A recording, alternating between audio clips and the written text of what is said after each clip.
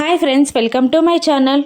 Kedar murder కేసులో arrest అయిన news టీవీలో వస్తూ ఉండగా యువరాజ్ రాక్షసానందం పొందుతూ, చూసావా అక్క, చూసావా నీ ముద్దుల తమ్ముడు ఎలా హత్య చేసి పోలీసులకు దొరికిపోయి అరెస్ట్ అయ్యాడో చూసావా, వాడు వెళ్ళడమే కాకుండా మన ఇంటి పరువుని కూడా తీసుకువెళ్ళిపోతున్నాడు అని అంటుండగా కౌశిక్కి సుధాకర్ ఇద్దరు బాధపడుతూ ఉంటారు. ఇంకా నిషిక వెటకారంగా, చీచి ఏం బ్రతుకులో, అప్పుడు జగదాత్రి తల్లి నేరస్తురాలే, ఇప్పుడు జగదాత్రి భర్త కూడా నేరస్తుడే అని అంటుండగా నిషిక అని గట్టిగా అరుస్తుంది జగదాత్రి.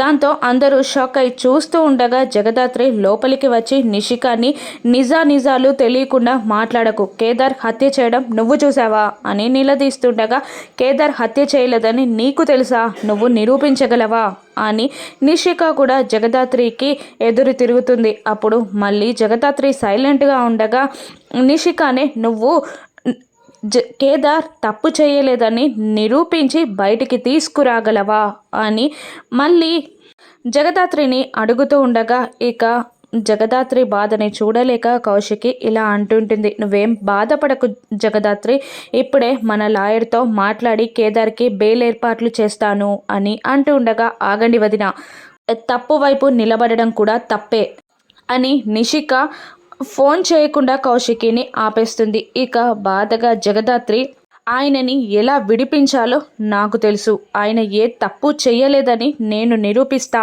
అని అంటూ రెండు చేతులెత్తి దండం పెడుతుంది దాత్రి. ఇక కేదార్ తప్పు చెయ్యలేదు అని ఎలా నిరూపిస్తుంది, ఆ మినిస్టర్ కుట్రని ఎలా బయటపెడుతుంది, రాను ఎపిసోడ్స్లో చూద్దాం. Thank you for watching.